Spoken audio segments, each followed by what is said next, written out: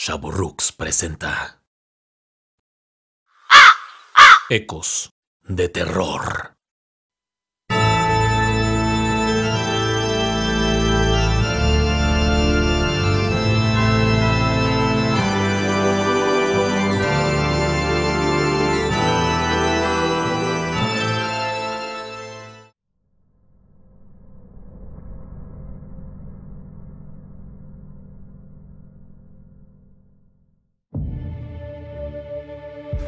Hola, yo no voy a contarte una historia de terror. Yo haré que vivas esa historia de terror. Dime algo.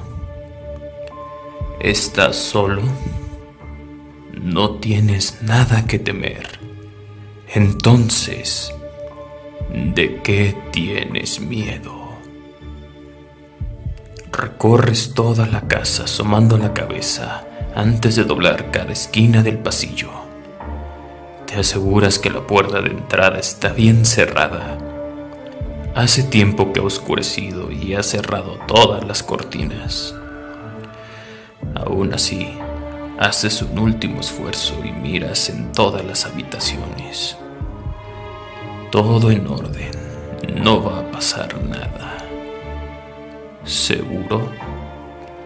Como un ratón asustado, pasas corriendo delante del baño y crees haber visto algo detrás de la cortina de la regadera.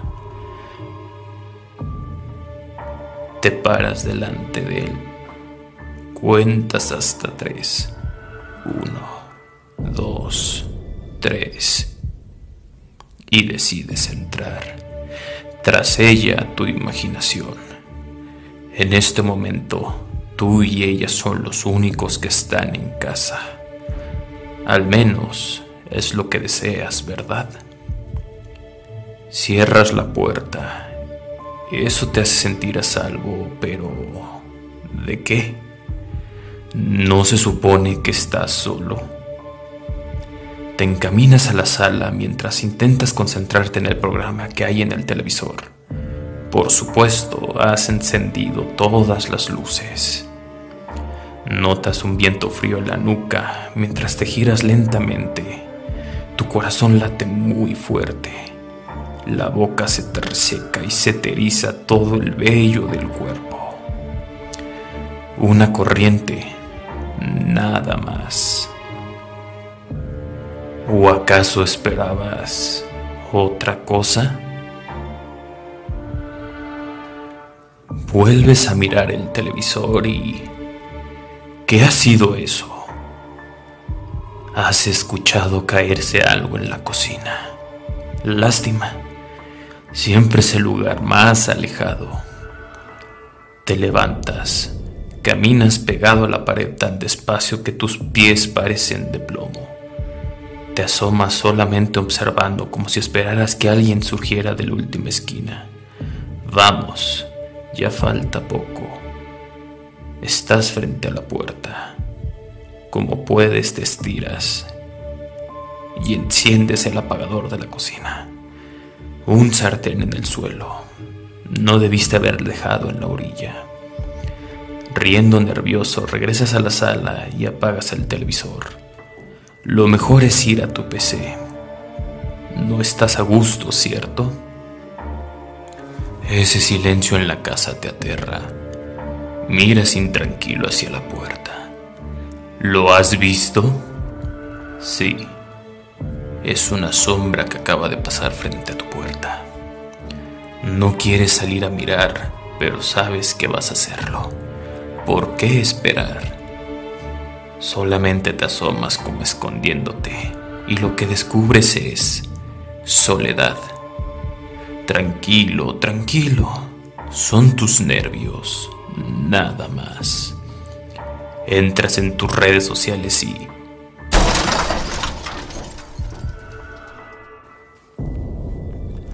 algo se le ha caído al vecino, pero a ti casi se te sale el corazón.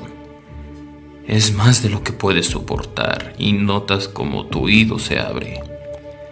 Está alerta, esperando ese último crujido.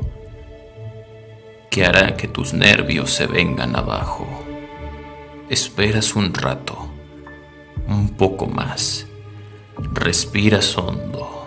Todo está bien. No hay ruidos, no hay fantasmas ni sombras. Solo tú. Es tarde y decides ir a dormir. Tras de ti la casa en tinieblas parece que te observa y un escalofrío recorre tu espalda. No mires. No hay nada, lo sabes, pero tus pupilas ya están dilatadas. Cuando llegas a tu cuarto, te metes a tu cama lo más rápido que puedes y te tapas la cabeza con las sábanas. Y de un manotazo apagas la luz, mientras tiemblas pensando en ese ser que imaginas, que está alargando su siniestra mano para tocarte. Aprietas tus ojos con tanta fuerza que te duelen, pero la curiosidad es mucho más fuerte. Te destapas y abres los ojos para notar que no estás solo en la oscuridad. No te preocupes, esta noche estás a salvo. Tus padres acaban de llegar. Cierras los ojos lentamente para tener dulces sueños. Hoy te salvaste, pero no te confíes. Mientras tú vivas, yo viviré en ti. Yo soy tu miedo, y cuando menos te lo esperes, te atraparé.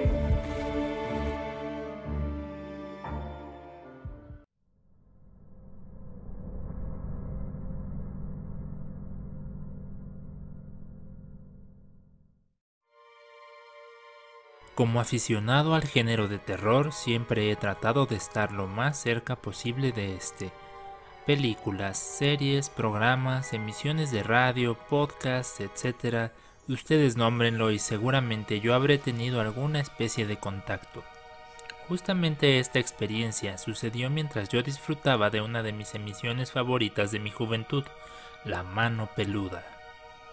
Para mí, escuchar La Mano Peluda era una parte fundamental de mi rutina diaria. En punto de las 22 horas yo sintonizaba Radio Fórmula para escuchar el programa. Mi etapa favorita fue sin duda cuando el señor Rubén García Castillo, que en paz descanse, estaba al frente de la locución. Apagaba todas las luces y escuchaba ávidamente los relatos que compartía la audiencia. Era muy raro que algún relato me causara nervios o temor, y yo trataba de escuchar el programa completo, pese a que terminaba ya algo tarde y yo me tenía que despertar temprano para ir a la escuela. Muchas veces me tocó desvelarme haciendo tareas y proyectos que me llevaron a dormirme ya de madrugada, después de escuchar el programa, sin que esto afectara de ninguna manera mi sueño. La noche en torno a mi historia es más o menos fácil de identificar. Ese día habían contado un relato que es de los que eventualmente se volvieron más populares. Un hombre llamó para hablar del caso de unas botas malditas que estaban salpicadas con sangre y que por más que intentó deshacerse de ellas, le fue imposible. Ya estaba picadísimo con el programa y podría decir sin equivocación que en ese momento alguien habría podido tirar un balazo y no habría prestado atención más que al radio. En una pausa comercial, aproveché para ir velozmente a la cocina y prepararme un tentempié. Subí el volumen al máximo para escuchar y en lo que me hacía un sándwich me percaté de un ruido raro con alta interferencia, pero cuando regresé, apenas a tiempo, el programa había reanudado después de la pausa. Ajusté el volumen y seguí escuchando. Estaba escuchando otro de los relatos, menos memorable que el de las botas, y de pronto la voz de la chica que lo compartía parecía desaparecer, y en su lugar escuché de nuevo la interferencia y otros ruidos que no lograba distinguir. Subí el volumen al máximo de nuevo, y parecía haber regresado a la normalidad con el programa. Escuché por unos segundos más el relato para luego escuchar de nuevo la interferencia, pero ahora de forma muy clara y entendiendo lo que decía. Confieso que eso me asustó, y quedé petrificado por un segundo. Tomando control sobre mi miedo, Pensé que lo lógico sería que en el mismo programa estuvieran haciendo algún efecto de sonido o quizá estaban experimentando con algo para asustar a la audiencia, por lo que decidí cambiar de estación para ver si eso persistía. Cambié de estación varias veces hasta que dejé una donde había una canción de Luis Miguel, pensando en que seguramente aquí no habría ningún sonido que se confundiera. Comenzaba a calmarme cuando de nuevo... ¡Ayúdame! Por primera vez en mucho tiempo sentí un miedo real y profundo. Dando una última oportunidad a la razón, apagué el radio y consideré la posibilidad de que alguien con algún transmisor estaría haciendo una broma. En mi deducción, pensé que si cambiaba de dispositivo y de modulación de FM a AM, podría seguir escuchando el programa sin problema y deshacerme del bromista. Fui entonces por una grabadora de esas de doble cassette, reliquia desconocidas para muchos hoy en día, y puse la estación de La Mano Peluda, pero esta vez en su frecuencia de amplitud modulada. Habrían pasado unos cuantos segundos, 30 a lo mucho, para cuando volví a escuchar en el radio: ¡Ayúdame! Esto me asustó y me desesperó al mismo tiempo. No tenía ya una explicación lógica y mi miedo era inmenso. Lo único que pude hacer fue pronunciar a medias: ¿Cómo te ayudo? Y segundo, la puerta de mi habitación azotó fuertemente. Pegué un brinco y mis padres fueron inmediatamente a ver qué sucedía. Les dije que mi puerta se había azotado sola y nada más. Dejé de escuchar el programa por algunos meses. De hecho, me alejé del género por largo rato. Pero mi adicción pudo más que mi prudencia y eventualmente regresé, con una curiosidad aún mayor derivada de mi experiencia. No sé qué pasó, no sé cómo explicarlo, pero esa vivencia me ha hecho estar seguro de que hay algo después de esto que llamamos vida.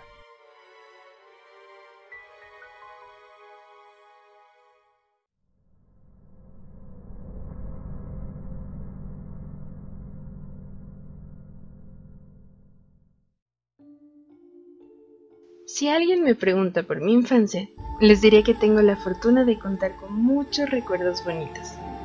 Soy de los 90s Kids, o niños de los 90, porque parte de, o toda nuestra infancia, sucedió durante los años 90. Parte de los maravillosos recuerdos incluyen haber vivido, al menos parcialmente, lo que se conoce como la época dorada del anime en México, cuando series como Dragon Ball, Ranma y Medio y Sailor Moon, entre otras, se transmitieron por primera vez en nuestro país. Yo era particularmente fan de esta última, y debo admitir que lo sigo siendo. Mi mamá y yo frecuentábamos un mercado ambulante, o tianguis, como les llamamos en México. Para mí era una oportunidad para explorar algunos artículos de mis series favoritas. En una de tantas visitas, logré identificar en uno de los puestos donde vendían cosas de segunda mano, una pequeña cajita musical en forma de estrella, que al abrirla hacía sonar una melodía emblemática de Sailor Moon.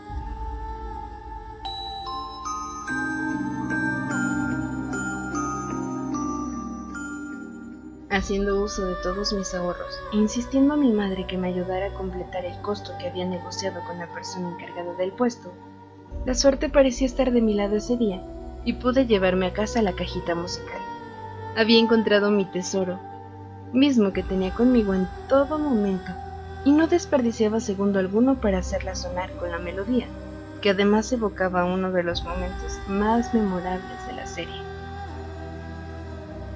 Una noche mientras dormía, me despertó el sonido de la cajita, que se activó sin que yo la haya siquiera tocado. De hecho, la cajita musical estaba sobre mi escritorio, al menos a 1 metro de distancia de mi cama. Suponiendo que se trataba de alguna coincidencia o desperfecto, finalmente la caja era de segunda mano y ya había sido usada, decidí regresar a dormir. Nuevamente me despertó el sonido de la cajita musical.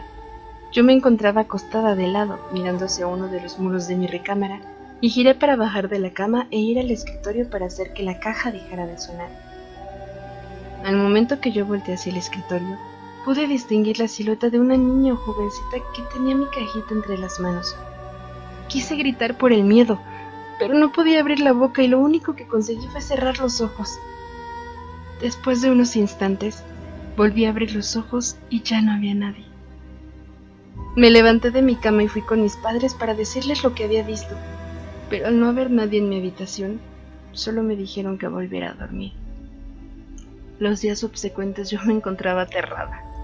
Quise encontrar un sentido racional a todo lo que sucedía y traté de convencerme de que lo había soñado o imaginado. Todo eso fue inútil, puesto que al cabo de unos días, mientras yo hacía mi tarea y tenía la cajita musical a mi lado, alguien me tomó por la espalda como si me abrazara. La sensación que tuve es que era alguien más o menos de mi tamaño. Es decir, parecía que era una jovencita tal como yo. Mientras tenía esta sensación, escuché cómo me susurraban al oído: ¿te gusta mi cajita de música? Eso fue suficiente para que yo tomase la decisión de deshacerme de la cajita musical. La arrojé al cesto de basura de mi habitación con la esperanza de que a la mañana siguiente esa bolsa se desecharía junto con el resto de basura de la casa. Me acosté a dormir y nuevamente me despertó el sonido de la cajita musical, mezclado con un crujir. El crujir parecía venir de algún animal o insecto que se movía en el cesto. Nuevamente yo miraba la pared y cuando dirigí mi vista hacia el cesto de basura, pude ver a la figura de la chica hurgando en la basura, sacando la cajita musical del cesto. Nuevamente me quedé muda y petrificada y fue hasta que la silueta de la chica salió de mi recámara que pude encontrarle entereza para ir con mis padres.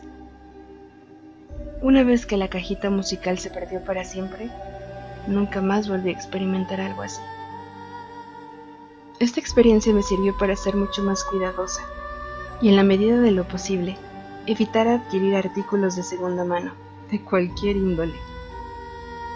Tengo la teoría de que la chica era la dueña original de la cajita musical. Probablemente algún familiar la vendió al comerciante de segunda mano y es así como llegó a mis manos. Quizá para ella también fue un tesoro, uno que valía la pena recuperar, aún desde el más allá.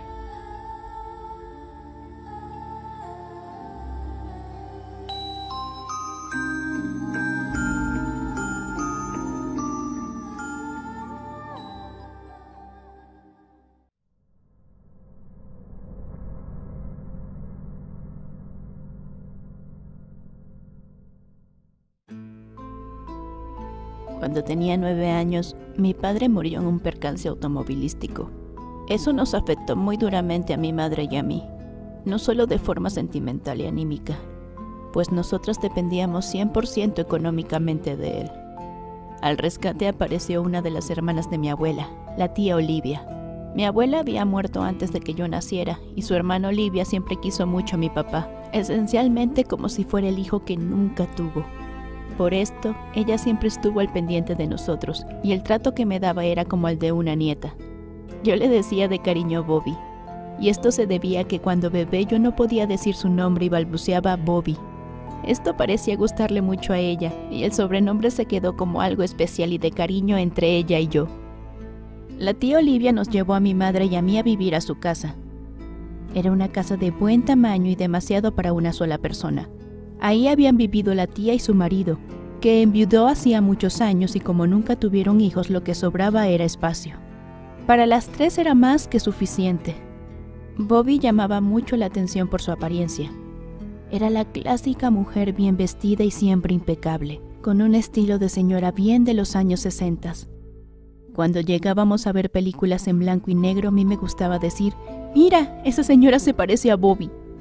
Si eso no fuera poco, la tía Olivia tenía un piano el cual disfrutaba mucho tocar. Le gustaba particularmente el Nocturno 9 número 2 de Chopin, pieza que yo le solicitaba con frecuencia. Finalmente, y como cereza en el pastel, la tía Olivia era una mujer de carácter muy fuerte. Se imponía con un lenguaje articulado y una elocuencia que reflejaba una inteligencia natural y una cultura general que le había tomado años adquirir a través de la lectura. Era un gran modelo a seguir. Si bien yo era la adoración de Bobby, mi mamá y ella no tenían una buena relación. Ahora entiendo que esencialmente ellas se toleraban por la situación y por mí, pero no era un arreglo que las hiciera felices. Y no es de sorprenderse, la tía Olivia había sido educada para una sociedad más conservadora y poseía muchas ventajas culturales sobre mi madre. Por el contrario, Mi mamá era un espíritu libre y de mentalidad mucho más abierta y liberal. En toda justicia, el sostén de la casa era mi tía, que gozaba de libertad financiera por la herencia que le había dejado su esposo. Poca gracia le hacía a mi mamá, quien siempre batalló mucho para mantener sus empleos.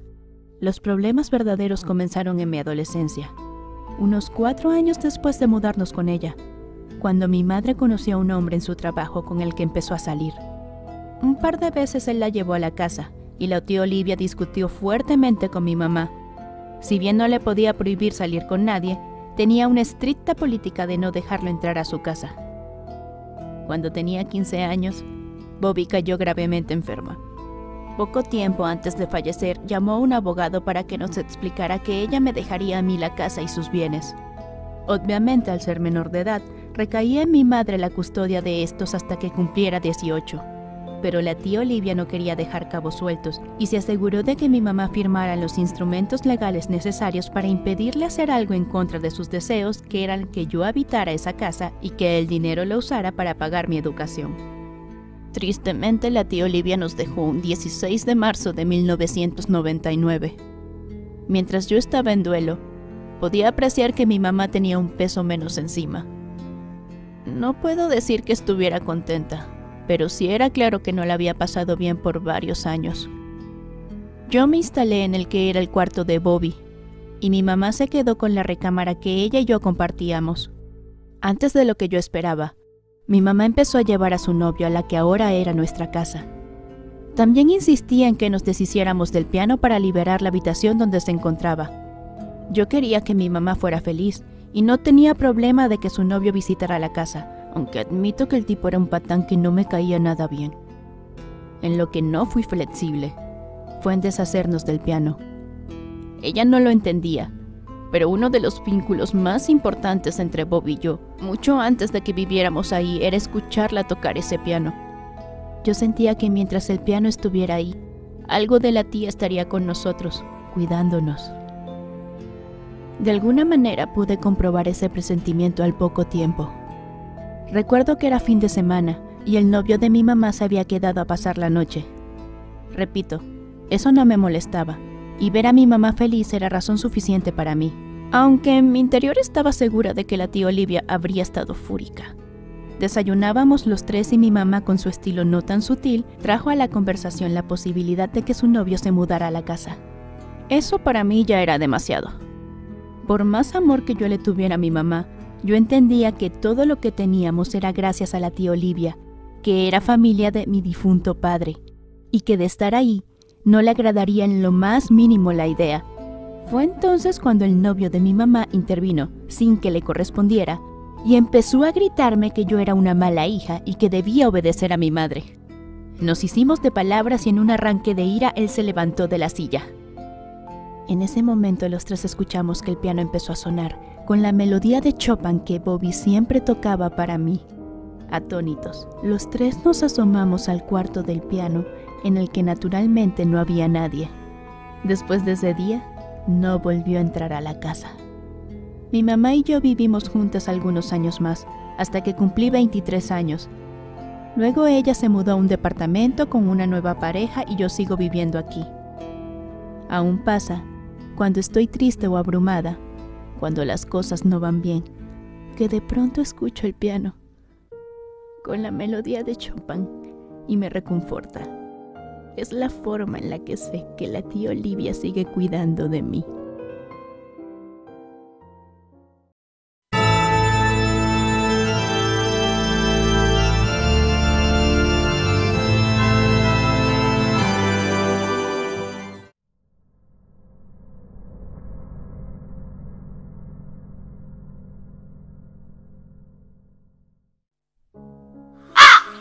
Ecos de terror.